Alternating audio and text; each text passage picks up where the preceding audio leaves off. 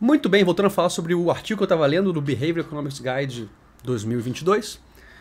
E eu já tinha começado a falar, o vídeo passado eu falo sobre a introdução e a conclusão, e agora vamos para o resto do artigo, a próxima parte. Aqui está o Behavioral Economics Guide, aí vamos lá, o artigo que eu estava tratando era esse aqui, ó. Using Behavioral Lens to Manage Risk in the Financial Industry. Que seria tipo usando a lente da ciência comportamental para manejamento de risco da indústria bancária. Então já falei da introdução e da conclusão e vamos agora fazer aqui a leitura. Essa parte aqui, ó. Using Behavior. Não.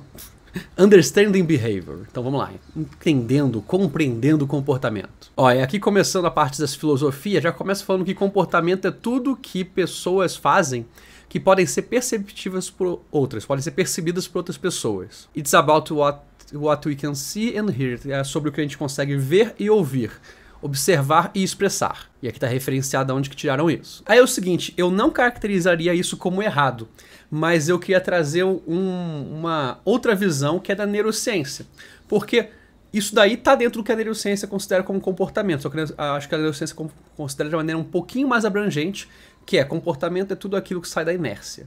Se você está numa inércia e você se movimenta, de qualquer forma que seja física, já é comportamento. E isso não pressupõe que tem alguém te observando, escutando. E aí é bem aquela filosofia bem científica mesmo, que eu via na faculdade isso. Se a árvore caiu no meio da floresta e ninguém escutou ela caindo, ouviu ela caindo, ela realmente caiu. Então é um pouco isso. De acordo com o que eles trouxeram nas passagens e referências, é com base num observador. Em alguém vendo aquilo, aí é um comportamento. Em neurociência, acaba que é qualquer coisa que você dá inércia. Não necessariamente tem que ter um pressuposto de ter alguém percebendo aquilo. Isso muda o que eles vão falar aqui? Provavelmente não. Estou só trazendo aqui um adendo científico. Tá, aí avançando um pouco, eles trazem alguns conceitos de comportamento, mas nada assim muito ousado, tá bem tranquilo. Eu gostei aqui da passagem que eles falam que sobre muitos comportamentos de indivíduos e grupos não são percebidos por estes mesmos, porque eles se tornam muito padronizados, muito naturais. Então, sim, tem muito comportamento que a gente tem no nosso dia a dia que a gente não percebe.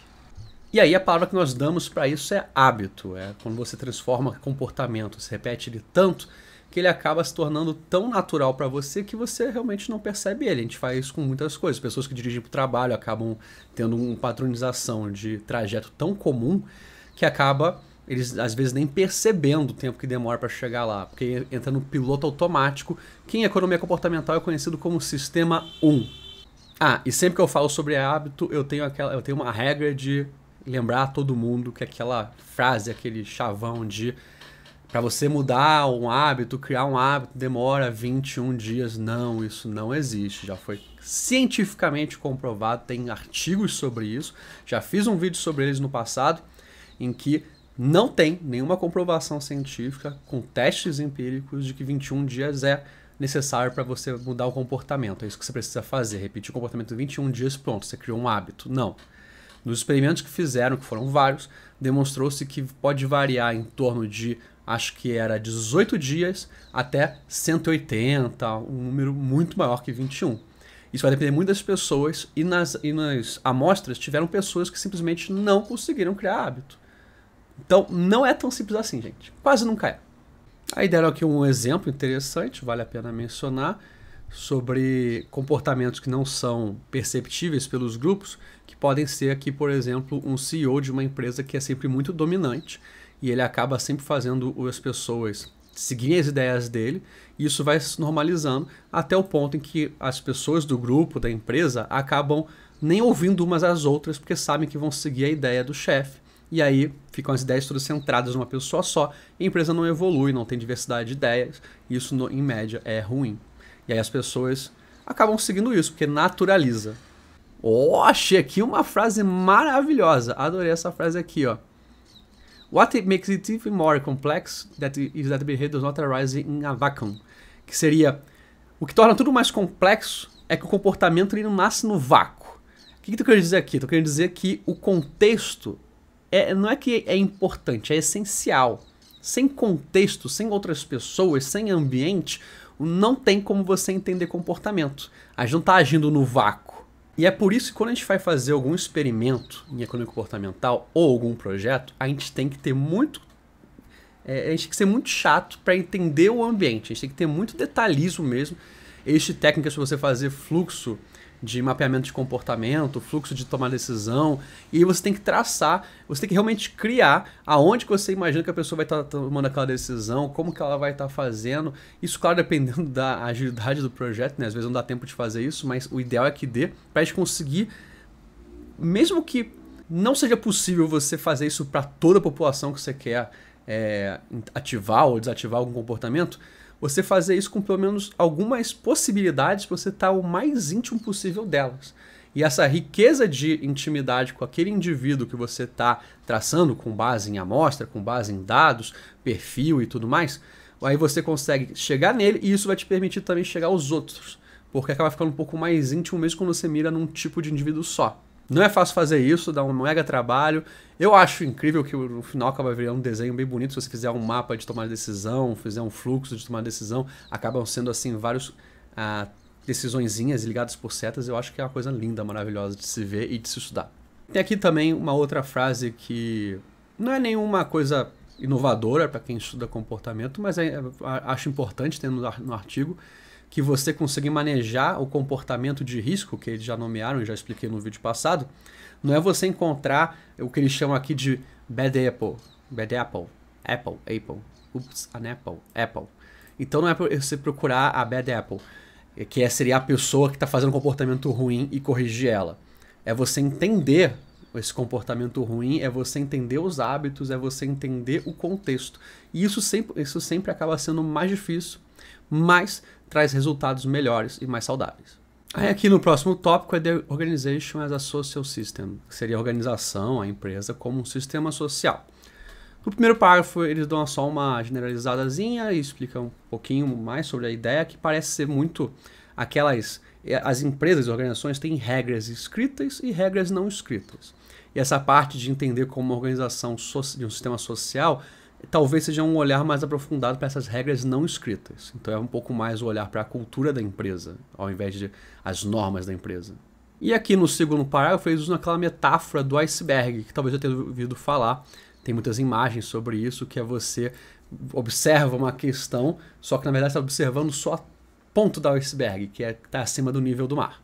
E é uma estrutura grande e tal, mas quando você consegue ver toda a estrutura do bloco de gelo flutuante, você vê que embaixo a quantidade de gelo que está submersa é muito maior. E isso aí traz uma noção metafórica de complexidade para algo que parece simples. Nossa, falei bonito agora. E é bem isso que ele fala, que no topo do iceberg, que é a parte fora da água, nós temos o comportamento observado, que é a linguagem que é usada, as atividades são praticadas, é o que você consegue ver com facilidade, digamos, no primeiro dia de trabalho. Aí tem aqui uma parte, para mim, não ficou muito claro, que fala que esse comportamento é influenciado diretamente pela acessibilidade às dinâmicas de grupo e padrões de comportamento. E eles falam que é logo abaixo da superfície, como se estivessem dividindo o iceberg em 3 partes. Então tem a parte que está submersa, mas está bem pertinho da superfície, que eles chamam disso daqui. Mas não fica muito claro o que é isso, assim, não deram muitos exemplos para eu entender melhor. E aí eles falam, e por último, finalmente, bem profundamente na água, tem um mindset, que é acessado apenas indiretamente. E assim, legal essa metáfora do iceberg, ela funciona em alguns aspectos. Achei que estava começando bem, mas quando falou lá das partes inferiores da superfície, achei que faltou explicação e desenvolvimento melhor. Então, para mim, não ficou um tópico tão útil essa parte aí de ciência, essa parte aí de entender a organização como um sistema social.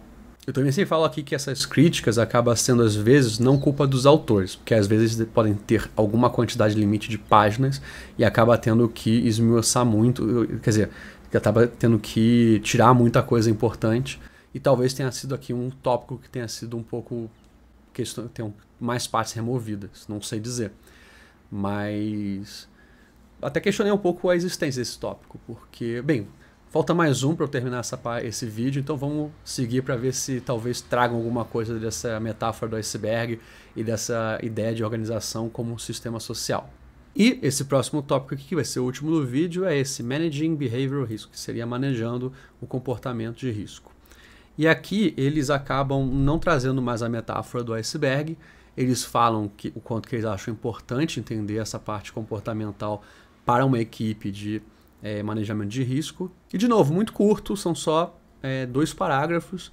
E no segundo já começa a trazer a conexão para o próximo capítulo, que é falar dos Key Behaviors, que tem a ver com o que eles comentam aqui. Eles têm esses Key Behaviors, que é um framework que não entendi direito se foram eles que montaram, então se eles pegaram de alguma referência, mas é o que eles usam, então provavelmente eles acabam pegando de alguma referência que existe e incrementando com as necessidades e problemas deles. E já dá um spoilerzinho, diz que esse framework que eles usam é composto por pelo que eles chamam de drivers formais e informais, que podem ativar o comportamento, os padrões dos comportamentos chaves que eles desejam. Então, como eu estou falando muito do próximo capítulo, vamos dar já um spoiler para ver o que eles vão tratar aqui nos 4 comportamentos chaves, nos 4 Key Behaviors, que é Decision Making, tá? Ownership, então é tomar decisão, tá bom? Propriedade, certo? Comunicação, comportamento de aprendizado e comportamento de liderança. E no fim ainda dividem por informal drivers e formal drivers. Bem, eu não vou ler agora, eu vou ler depois quando for gravar o próximo vídeo, que vai ser o conteúdo do próximo vídeo. Não sei se vai ser bom. Para mim, até agora, esse artigo está bem morno. Ele tratou de problemas interessantes, trouxe discussões interessantes, mas acho que talvez pela obrigatoriedade de ter que ser muito curto, não aprofundou tanto. Para mim, que já estudou há muito tempo, não trouxe muito aprendizado ainda. Vamos ver esses Key Behaviors, lembrando que depois ainda vai ter um outro vídeo sobre o último tópico, que eles fazem realmente estudo de caso, que talvez seja o mais interessante, porque afinal é um banco, então eles devem ter muita base de dados por causa de muitos clientes que eles devem tratar.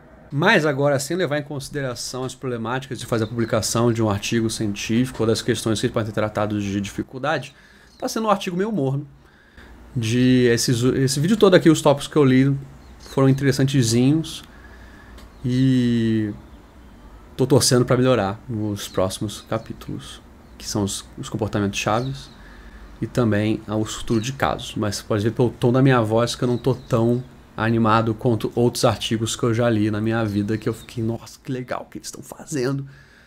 Mas é claro, estou ainda na parte aí que eles estão tratando mais da teoria e não do que eles fizeram, mas me dá um pouquinho de medo porque eu estou vendo aqui e a parte do estudo de caso, acho que ela também não é muito grande não. Ela é bem curtinha, é tipo uma página só. Então, não, quase meia página, um pouquinho mais de meia página. Então talvez seja algo também assim muito, muito por alto do que eles fizeram, mas você vai ter que esperar assim como eu vou ter que esperar. Então é isso. Muito obrigado. Tchau.